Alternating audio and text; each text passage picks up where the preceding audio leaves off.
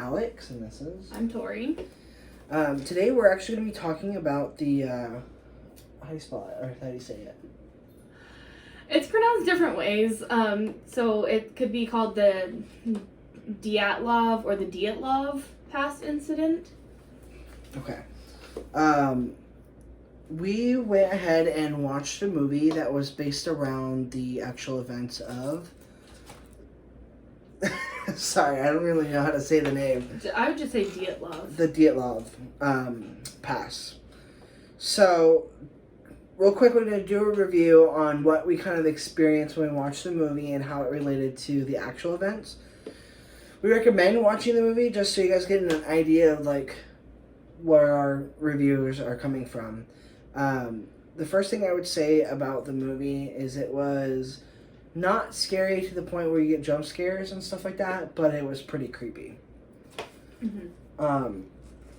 So to jump into it, it's about the 9 hikers that went out to the Dyatlov or They call it the Dyatlov Pass because Igor Dyatlov was a hiker / researcher, and he went out with a group of 9 people in the mountains in Russia. I can't remember the name of the mountains because I don't speak Russian. But basically, these hikers were out there for about 3 days climbing the mountains during the winter time. And Dyatlov was one of the most experienced hikers. Everyone supposedly went bonkers. Everybody was found dead in a really freaky way. Most of them were stripped basically naked. And barefoot. Barefoot. The cause of death was ruled as a hypothermia incident and hypothermia dementia, and that's what they said happened. Is everyone just got mass hysteria, and there were tongues missing, there were heads bashed in, a whole bunch of different things. This all takes place in 1959 as well. Just to give you that preface, that's when a lot of people were suspecting Russia having things to do with, uranium and, chemical warfare, all that fun stuff that led us up to the Cold War. So,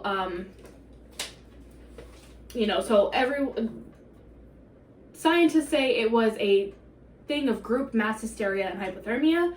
Other people believe it was something else because it never really had any facts that pointed to hypothermia. So basically the movie is not exactly a true story based on the actual events that happened. It was based around the actual events, so the people in the movie were actually the events had already happened, and they were going to kind of do their own investigation. Kind of like a found footage scenario where, it's the college students going on their typical, adventure kind of thing. Yeah. So without giving out too much information, we want you guys to go watch it. Some of the cool things that we thought about the movie were the fact that it wasn't the same story. It was, based around the story, as I mentioned. I liked how it went into depth about what people might have found if they actually did investigate it a little bit further. Mm-hmm. A lot of hidden military, hints to possibly it was kind of an inside job done by the military and all that good stuff. The movie is very... So to preface this, the movie is called Devil's Pass. Yeah. You can find it on, I think, YouTube. You could buy it. Amazon Prime is where we watched it. It's only $13. Yeah. So it's pretty interesting because they throw in little hints onto what it could possibly be throughout the movie. The only thing that I can say, we're gonna go ahead and go into the review part of it, is that it kind of just seemed very messy. The whole it jumped back and forth a lot. It did. and it just didn't seem like they had like a set storyline, and they were kind of just like throwing idea after idea after idea after idea out there. Okay, so to let everybody know, we did it on basically like a Rotten Tomatoes like 5-star kind of rating. We did it by visual effects, the movie overall, the endings basically. So the outcome Yeah. and then the storyline. Yeah. So to give an explanation, since this is the first time we're doing it, so visual effects has to do with the special effects, the makeup, anything that is related to anything that's visual. We're not talking about like certain scenes in the movie. We're just talking about certain like the makeup or Mm-hmm. like the alien or the ghost or so something that's visually done by the SFX editors or the SFX artists themselves. Mm-hmm. The movie overall is just our overall rating on like what we thought of the movie, Mm-hmm. and the storyline is how the story flows and how they incorporated the beginning, the middle, and the end, and how it worked and what we thought about that. Climax, plot twist, all the stuff that keeps Yeah. people interested, really. So, and then also the outcome.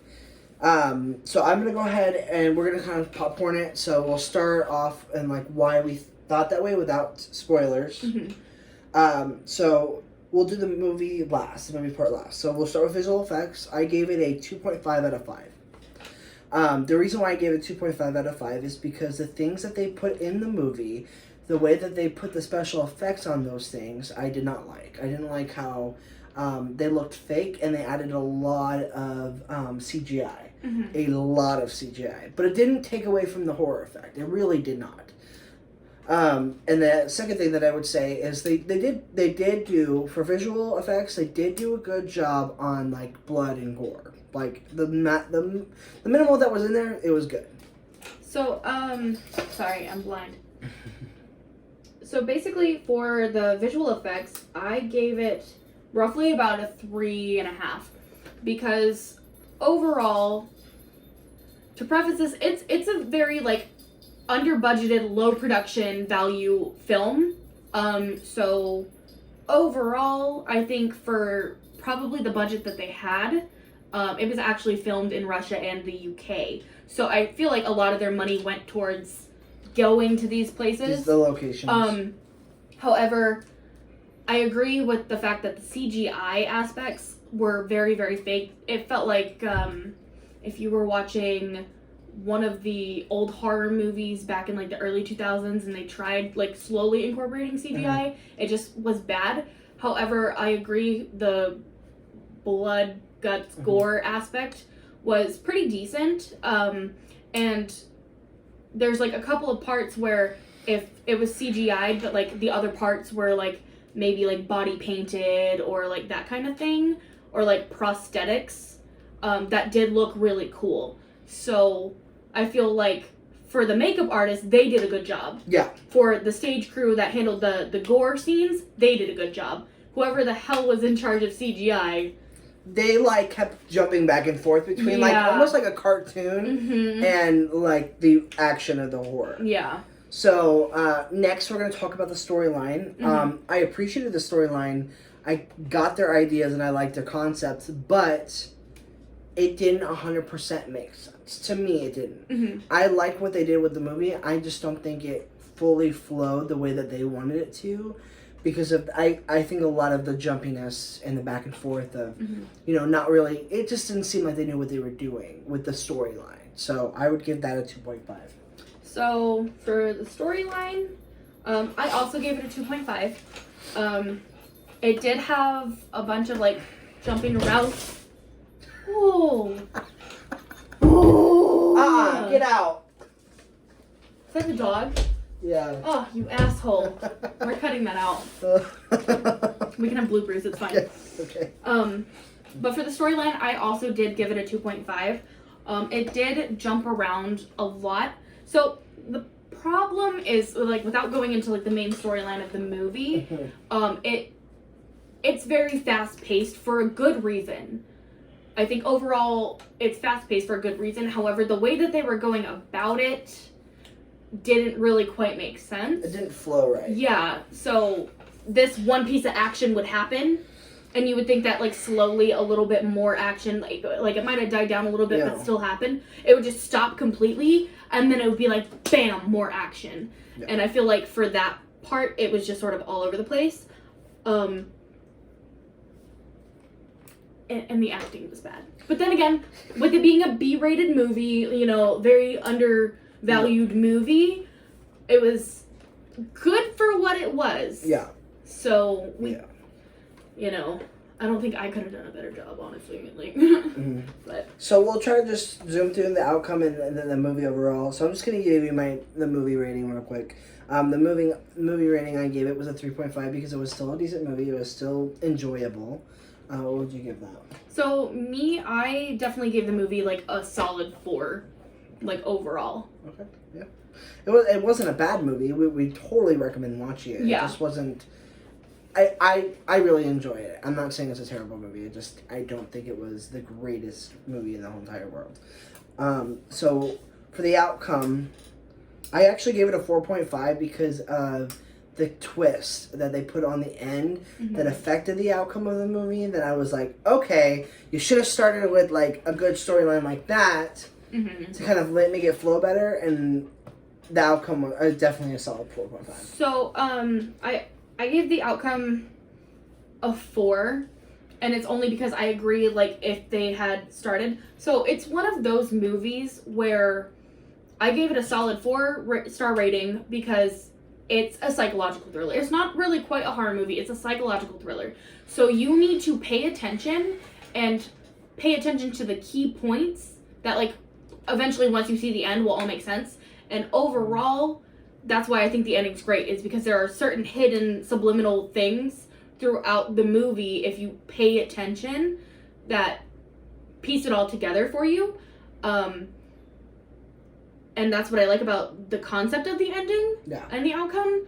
And for the movie overall, I liked the feeling of, you're over here, like, at the end, you're like, what the heck was that? Like, what? And it's one of those things where if you were to see this in the theaters and go home, it would be like something you talk about in the car ride home. Is like, I mean, you know, and yeah. So just to talk about the incident a little bit more, like we did say, it was 9 hikers that went missing. In the story, or in the movie, they don't necessarily, they kind of hint towards something else as well.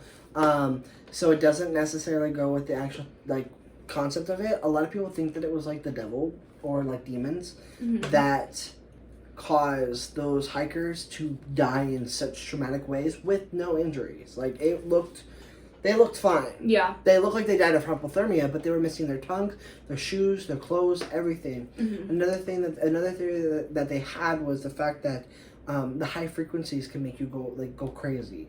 So from like wind and stuff like that. But people hiked out there like all the time. And then you had natives that were a part of like that land for thousands of years too. Yeah, and so what it looked like is they ran. So according to like the news articles and stuff, they ran away from their camp spot. Like they were running away from something. Their tent was ripped open, and they ran away. And they have no clue what happened. They didn't have shoes on.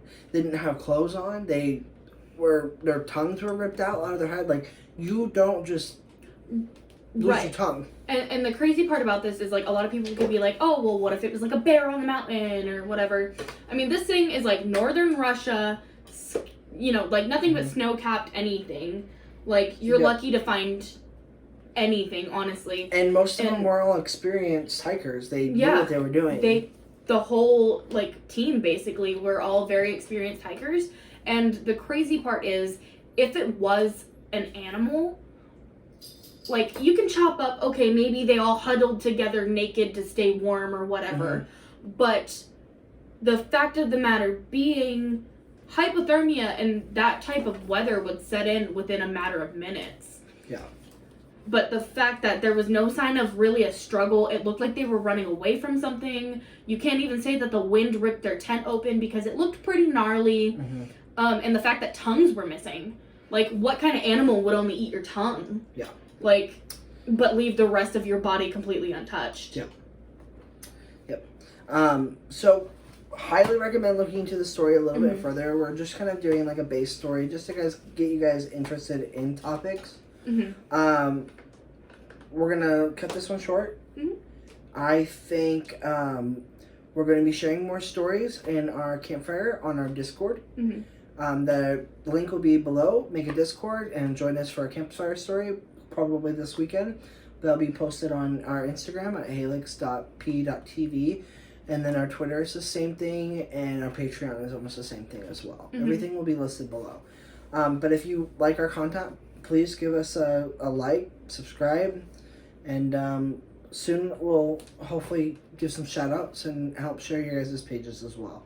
And we will also link below our email address and stuff. So if you guys have like scary stories or like personal experiences or something that you would even like us to talk about, feel free to share that with us, and we'll give you your credit and help share your stories as well. Which is great because of our Discord. It allows community discussion. It allows people to post their pictures and post their videos and post their their experiences. So please join our Discord because we're all talking in there. We're all communicating with everyone that we're having a good time. Yeah, we really are. So we'll see you in our next video. Yeah. All right.